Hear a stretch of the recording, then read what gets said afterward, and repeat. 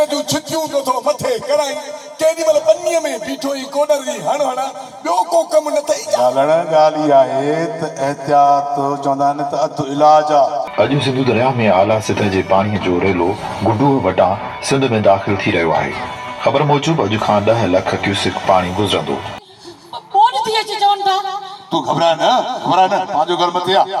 फ़क़ीर सां हज़ारे उम्मीदूं सीधे में साडे आई ज़मीन ते मेहनत करे फसल पोखियमि पर सब कुछ खत्म थी वियो।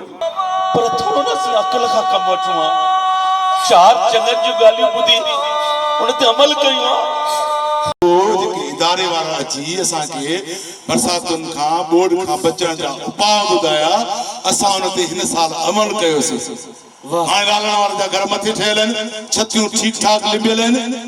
ऐं जॾहिं हाणे जेकॾहिं बरसाति पई न इदारे वारनि ॿुधायो त लाउड स्पीकर ते सभई ऐलान कयो ॿियनि ॻोठनि खे ख़बर पए त बरसाति जो पाणी या ॿोॾ जो पाणी अचे थो।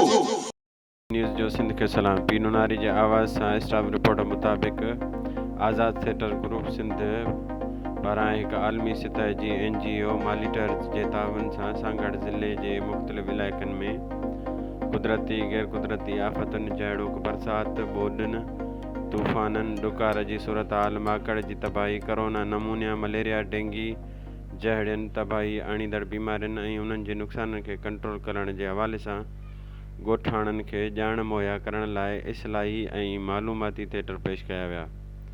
हिननि थिएटरनि में TV रेडियो ऐं फिल्म जे मशहूरु अदाकारनि फ़नकारनि हिसो वरितो जिन में मनान अब्बासी मामा लालू ज़ुल्फ़कार बुर्दी राणी अब्बासी संध्या सिंधी सदाम राजपर हुसैन ख़ासकली ज़हीर पीरज़ादो ऐं ॿिया हिसो वठी रहिया हुआ।